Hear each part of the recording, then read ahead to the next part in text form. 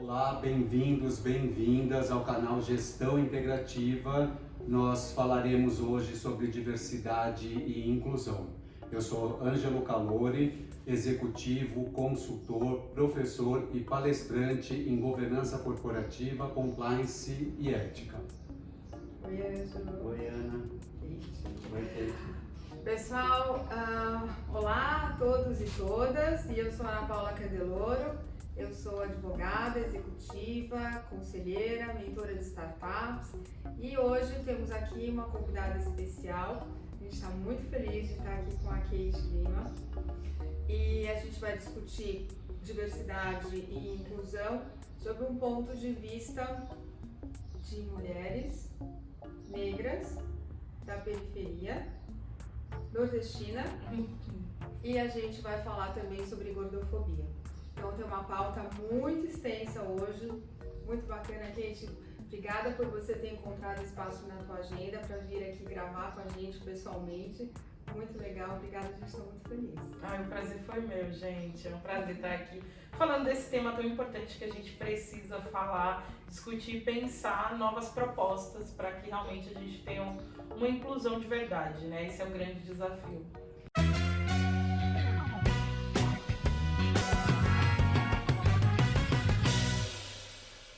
Então, bom, você é ativista na luta contra as desigualdades desde os 13 anos de idade, né? A gente pesquisou aqui. Bom, você veio do Recife há 20 anos e você disse que encontrou xenofobia, né? Você trabalhou em instituições financeiras de grande porte, inclusive internacionais, e até uma Big Four. E como foi o seu acesso a essas empresas? E como foi o acolhimento e a possibilidade de fazer uma carreira nessas empresas? Eu queria que você contasse pra gente, e também se você sentiu algum tipo de discriminação, né, pelo fato, como você mesma diz, de ser mulher, negra, gorda, da periferia e nordestina. Sim, são algumas perguntas, né? Vamos lá. Então, como foi, né, a sua entrada, o acolhimento e a possibilidade de desenvolver uma carreira nessas empresas? Sim, eu comecei profissionalmente como babá, e aí eu comecei nas empresas. Meu primeiro emprego foi no Banco Nossa Caixa, antigo Banco Nossa Caixa, como menor aprendiz, com 16 anos, e desde então eu fui passando por algumas instituições. Com 17 anos, eu entrei na minha primeira graduação e, através de algumas ações afirmativas, eu entrei em algumas instituições financeiras. E aí também, através de uma ação afirmativa, eu também entrei em uma dessas Big Four. A entrada foi através da ação afirmativa, mas quando a gente pensa em inclusão, o grande desafio e a verdadeira inclusão é como que se acolhe essa pessoa lá dentro, porque não é só garantir que a pessoa entre, que é importante também trilhar para que essa pessoa entre, porque não tem acolhimento se ninguém entrar. E aí, nesse acolhimento, é preciso que vocês tenham um olhar para que trazer empresa especializada para isso, porque ou preparar a equipe dentro, porque se tem uma estrutura em que as pessoas da empresa não estão acostumadas, isso não vai acontecer magicamente, sem a pessoa ter treinamento, capacitação ou trazer uma consultoria de fora que já é especializada nisso. Então esse que é o grande desafio mesmo das empresas. Não dá para se dizer diversa só por se dizer, se você não tem um trabalho interno, entende? Então, uma estrutura, uma empresa que tem uma estrutura que não é acostumado com todos os corpos, que tem um corpo específico, que é um homem branco, cis, nessa empresa, quando se entra uma mulher negra da periferia, esse corpo por si só já encontra diversidade dentro dessa empresa. Então, por isso que preciso desse outro olhar. Eu, obviamente, encontrei diversos problemas. Algumas empresas que eu trabalhei, uma dessas instituições financeiras, elas tinham um acolhimento, tinha uma consultoria, por isso que eu consigo ver essa mega diferença quando se tem esse olhar, quando se tem profissionais dentro da empresa que tem uma capacitação e tem uma consultoria olhando para isso, porque você também se tem a liberdade de dialogar com o outro, porque tudo que se dialoga dentro de uma empresa você não se sente totalmente à vontade. E trabalhar numa empresa em que se diz diversa, mas que não se tem uma estrutura para acolher essas pessoas. Então, é nesse caminho. E como foi a sua trajetória? O que você encontrou? Você acha que você encontrou discriminação, racismo, preconceito? É impossível alguma pessoa negra não ter sofrido um racismo em um país estruturalmente racista, né? A gente está falando sobre estrutura mesmo, assim, onde o meu corpo carrega atravessamentos que determina, mesmo eu tendo 2 faculdades, especialização, determina que eu vou receber menos que um homem branco que nem tem tanta especialização que a minha. Obviamente que nas empresas tudo existe o que é declarado e o que não é declarado e a forma de excluir essa pessoa das decisões mesmo e de colocar num lugar de constrangimento. Então eu encontrei muito racismo e machismo também nesse processo, porque ainda as mulheres também não estão nesse lugar de decisão, ainda há uma grande resistência quando a gente fala de negócio.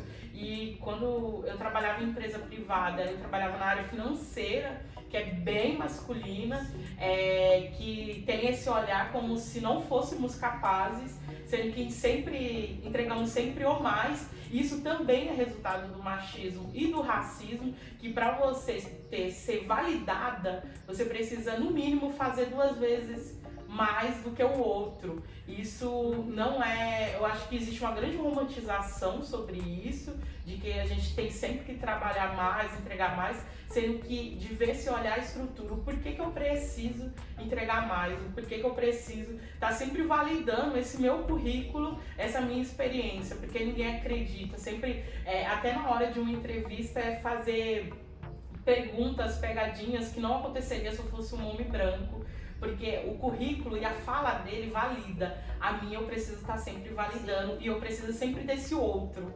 Outra pessoa precisa validar que eu tenho experiência e que eu sou boa para aquela vaga. Então isso é resultado do racismo e do machismo. E como o seu discurso agora complementa e reforça o que a gente falou na conversa, em uma outra conversa, sobre os percentuais que tem, a estrutura não preparada, que os departamentos de RH não estão preparados para isso, gestores não estão preparados, e a mesma coisa de validação, necessidade de validação que o Davis comenta. O meu pai, que já falecido há muitos anos, ele tinha uma fala que para mim virou um mantra, né? Que ele sempre falava assim: filho, nós precisamos trabalhar e estudar mais que os outros. Você precisa trabalhar mais que os outros, você precisa fazer certo na primeira vez, você não pode errar, mas você precisa fazer tudo com muita integridade, muita ética. Mas principalmente não abaixe a cabeça. É assustador, né? Chega a ser assustador isso, porque uma coisa que a gente aqui e também quer fazer, a gente tem reforçado em cada um dos vídeos, é que a gente não está no nosso lugar de fala, por isso o convite para ter, e mais do que isso, a gente tem um compromisso de fazer barulho, uma frase que eu tenho falado, que é mesmo para dar impacto, de fazer barulho até que se faça silêncio. O silêncio está resolvido, né? A igualdade aconteceu, mas olha que distância ainda a gente está, né? E como quebra isso? Como então mudar? Porque a organização não é só uma instituição, pessoa jurídica, ela é feita por pessoas. Tem as instituições que apoiam e as pessoas, umas vão, outras não, e tem aquelas que não apoiam e também umas que vão e outras não.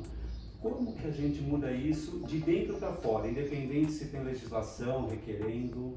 Só completando, essas empresas não tinham as suas políticas afirmativas ou políticas de diversidade e inclusão? Sim, eu acho que tem 2 coisas. Tem um lugar que a diversidade ela só impera com questão de gênero, né? Tanto que hoje a gente tem uma estatística mesmo da pirâmide que homens brancos são os que recebem mais, depois são mulheres brancas, depois homens negros e depois mulheres negras. Então a gente a gente sabe, através de dados, dá para afirmar que a cor da pele, ela determina mais, porque mulheres brancas ainda recebem mais do que os homens negros. Então, quando a gente fala de diversidade dentro das empresas, sempre se olha a questão de gênero. E a gente nunca fala que cor é essa mulher, que cor é esse homem, que tipo de diversidade a gente está trazendo. Então, eu acho que a gente precisa olhar a diversidade no real mesmo, assim. Porque se a gente está numa estrutura racista e a diversidade, a gente diz que tem diversidade, quando a gente olha para uma sala, olha para as pessoas de tomadas de decisões e elas são sempre brancas, que tipo de diversidade a gente realmente está trazendo? E pra mim, a única coisa que pode ser feita são as pessoas brancas que se dizem antirracista, né? Porque o importante é a gente saber o que é ser antirracista. Porque ser antirracista não é sobre textão, não é sobre hashtag, é sobre ações, é sobre prática. É você olhar quem você está contratando, qual é a cor dessas pessoas, quem são as pessoas de quem você compra, quem são as pessoas que são suas referências, como intelectuais mesmo. Então, assim, é você tomar essa posição, porque se você não faz nada para diminuir essa estrutura, automaticamente você está do outro lado reforçando essa estrutura. Então não dá para se dizer antirracista quando você tem uma empresa que você contrata 5 pessoas e no mínimo 3 delas não são negras. Não dá para se dizer antirracista. Quando você compra e todas as pessoas com quem você compra são brancas e por mais que sejam mulheres, essas mulheres são brancas. Então, de que mulheres a gente está falando? Então, a gente, numa estrutura racista, tem pessoas, tem corpos que são detentores de direito. E esses corpos são brancos. Aí porque a nossa luta, a luta antirracista aqui no Brasil ainda é uma luta pelo mínimo, ainda é uma luta pelo básico, é pelo direito de viver, é por humanidade dos nossos corpos. Então, é para que essa pessoa tenha os seus direitos e acessos garantidos. Então, uma das formas é colocar isso em pauta, é questionar, é você estar numa empresa e perguntar, é você ter uma empresa e se perguntar. Não é passivamente aceitar, passivamente eu ser o antirracista não funciona, tem que agir e ativar. Se dizer é ser passivo, é ser passivo demais nisso, né? Sem executar ações. Sem executar, é muito... Não tem como você ser antirracista e você ser passivo, não fazer nada. Não tem como. Isso, na verdade, entra só falácia. Só no... eu tenho um título, então um dia eu vou colocar hashtag e eu vou fazer um textão, mas eu não vou fazer nada e nem vou me analisar. Porque quando você para ser antirracista e você pratica isso, você passa por um processo, que não é um processo tão fácil para as pessoas brancas de se rever e entender que a sua cor de pele determina os lugares que você acessa.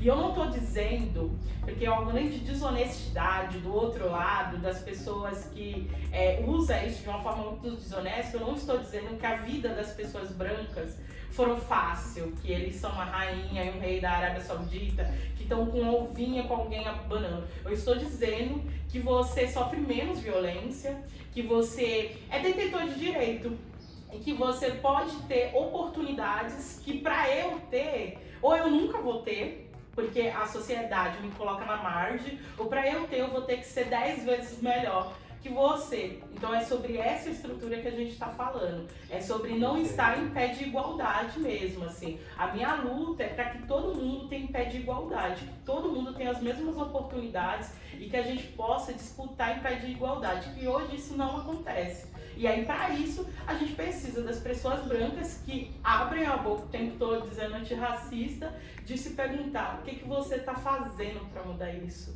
qual é a estrutura, o que você está fazendo na prática para mudar isso. Porque a gente está cansada de textão, a gente está cansada de pessoas falando. E, Kate, você está falando sobre corpos, e eu vou pegar aqui um gancho, porque eu sei que você gosta da escritora Juliana Borges. Sim, sim. Né? Que ela tem essa obra Encarceramento em Massa, e aí você falou sobre corpos, eu me lembrei. Porque na obra ela diz que existem corpos e territórios que são encarcerados, né? Com punições, né? E até mesmo com que faziam, que era feito com pessoas pretas que lutavam capoeira e frequentavam terreiros. Né? Então são esses corpos encarcerados. Como então essas pessoas podem ser protagonistas dessa libertação? A gente está passando, a gente está construindo isso há muito tempo, mas diante de uma estrutura que nos coloca na margem, há uma grande dificuldade mesmo disso. E a gente só consegue caminhar nessa direção quando pessoas brancas mesmo aliadas estiver nessa luta, assim. Então, há uma grande... a galera preta, né, a galera que está na luta antirracista, está há anos fazendo esse debate, trazendo à tona, mostrando dados, porque a nossa luta é baseada em dados. A nossa luta não é o que a Kate acha, o que a Juliana acha. A gente traz dados sobre isso porque existe uma cor que é encarcerada, existe o território que é encarcerado, existe uma cor que é assassinada, existe uma cor que é encarcerada, que é a gente estar em uma cidade que um tenente se sente à vontade para dizer que em território tal ele age de uma forma e tal em território ele age de outra forma. É sobre essa estrutura mesmo que a gente está, porque isso não aconteceria, e isso foi em fala dele, isso não aconteceria em tal lugar, no Morumbi, mas aqui em Paraisópolis sim. Então, assim, quem é detentor de direito dentro disso, sabe? A gente está caminhando, a gente tem quando a gente fala de justiça, a gente tem de juízes negros, se minha memória não falha, é 1%. Mulheres negras nem entram na estatística de tão pouco. Então, é sobre quem é que está sendo julgado e quem é que está sendo condenado. Eu, como uma graduanda de Direito, de um vídeo, um juiz, quando ele olha para um homem branco, para ele julgar esse homem branco, ele vê o filho dele, então ele pega mais leve. Quando ele vê uma pessoa preta, ele não pega tão leve, porque ele não vê o filho dele. É sobre essa estrutura, é sobre a gente, juízes se sentindo à vontade para ir no jornal e dizer que os traços negroides e a cor da pele da pessoa diz que ela é ladrão, e por isso ela condenou a pessoa. Então, assim, Lembro dessa. É essa estrutura. Infelizmente, isso não é exceção.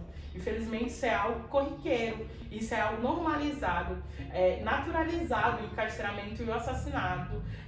Você vê as pessoas...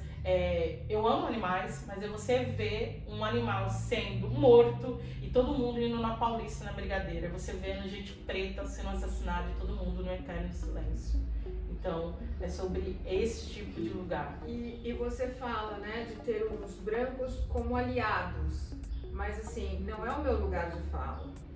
Como eu como branca, como mulher também, poderia ajudar a causa?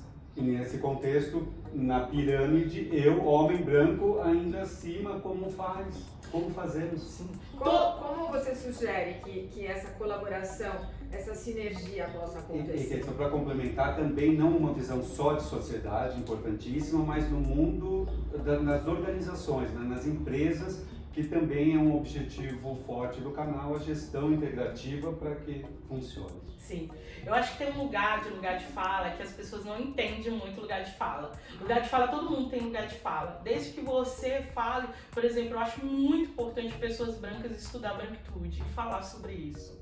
Estar do outro lado e falar. Quando a gente fala do lugar de fala, é sobre esse lugar que todos têm. Eu acho que o homem tem lugar de fala quando se fala de machismo, dele falar desses privilégios, de o que é ser um homem cis. Dele falar desse outro lugar, não falar sobre o meu lugar.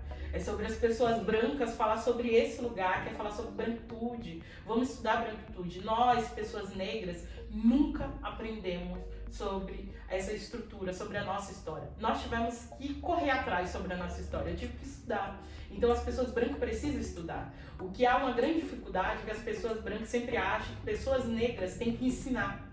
Sempre tem que estar nesse lugar. Eu estou disposta a isso e é sobre o lugar onde eu milito, mas nenhuma pessoa negra é obrigada a ensinar ninguém, nenhum branco, sobre o racismo. Os brancos precisam começar a ler intelectuais negros, precisam ler sobre a branquitude, sobre os privilégios e trazer isso à tona. Fazer essa outra narrativa também. De ver se perguntar também por que não tem pessoas negras, por que tem tanta gente branca sobre isso, sobre essas decisões. Por que só os corpos brancos tomam essas decisões? O que a gente está fazendo para mudar isso? Aonde estão? Há uma grande... Quando a gente fala de empresa, há uma grande... Eu acho até desonestidade mesmo, quando eu vejo gente branca dizendo que eu queria tanto contratar gente negra, mas não sei como. Não dá para se dizer isso. não se dá, é desonestidade falar sobre isso. Porque se você coloca e realmente quiser contratar gente preta, tem gente preta qualificada. E se você não conhece, você está indo no lugar errado. Então é hora de você se rever. Perfeito. Quem são meus parceiros? Quem são as pessoas que eu tenho do meu lado?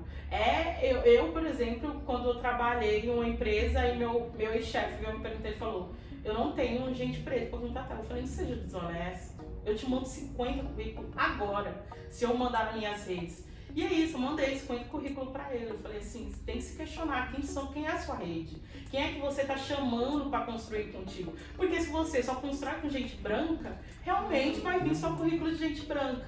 Então é hora dessa integração. Eu acho que o mais importante de tudo disso é que a gente não está pedindo privilégio, a gente não quer nenhuma coisa a mais. O problema é que a gente não tem um mínimo, o problema é que a gente não tem um básico, o problema é que a gente não tem a mesma oportunidade, não tem os mesmos acessos. É sobre isso, é sobre entrar na universidade, é sobre não conseguir ter permanência, é sobre depois que conseguir ter permanência não conseguir um estágio, é sobre, ou aí são vários lugares, ou só ficar sobre um lugar de estágio. É sempre essas empresas que se diz diversa e diz, tem sei quantos % de gente preta, que cargo estão essas pessoas? Nós falamos disso também, 0,7 em cargos. Chega em cargos de diretoria. Sim, é isso. É esse pensamento. E que é uma discussão que as empresas estão perdendo, a gente sabe disso. O quanto que diversidade é bom para a empresa, para negócio, para lucro mesmo. Não é filantropia, não. É grana, é dinheiro. É as pessoas se verem nessa empresa, é as pessoas comprar dessas empresas, porque essa empresa tem um compromisso com a sociedade. Porque uma empresa que tem diversidade, ela tem um compromisso com a sociedade. Porque a nossa sociedade é diversa. A gente está em um país que 54% da população é negra, 27%, a maior população que tem são mulheres negras, 27% da população são mulheres negras. Uma empresa onde não se tem mulheres negras, que sociedade essa empresa reflete? E aqui, bom, no nosso canal a gente tem aí os nossos telespectadores internautas, que é uma audiência de empresários, né, donos de empresas, de startups, de executivos. Que recado você deixa para eles? Contrate gente preta, compre de gente preta. E se você não conhece, se reveja. Procure uma consultoria que trabalha sobre isso. Não dá para se falar de ser antirracista, de ter uma empresa que prega o antirracismo, se você não pratica isso, se você realmente não faz isso ser algo natural da empresa, que não precise parar um momento, porque é tão política da empresa, tem como missão da empresa isso, que se tornar algo natural. Então é isso, eu convido a todo mundo a ser antirracista na prática, porque não tem como ser antirracista se não for na prática. E aí há apenas uma grande falácia e desonestidade sobre isso. Perfeito. Gente. Ótimo, muitíssimo obrigado. Foi mais do que revelador, inspirador. Não, foi inspirador, né? foi O carinho também, natural, nossa. que é muito importante isso. E é o provocativo que a gente gosta de trazer aqui, mesmo para a gente repensar, fazer a disruptura das organizações, né? E as organizações construídas e alimentadas por seres humanos que somos e precisamos pensar isso então. Então, muitíssimo obrigado pela sua participação. Prazer. Obrigada eu, gente. Pessoal, para vocês que nos assistiram até agora, muito obrigada. Não se esqueçam de se inscrever no canal, curtir o nosso vídeo, façam os comentários, mandem perguntas. E nos sigam nas redes sociais e vocês verão aqui na tela. Obrigado e até o próximo vídeo. Obrigada, gente. Não pode falar, né? Será? Eu entrei num banco. Eu entrei em algumas instituições financeiras.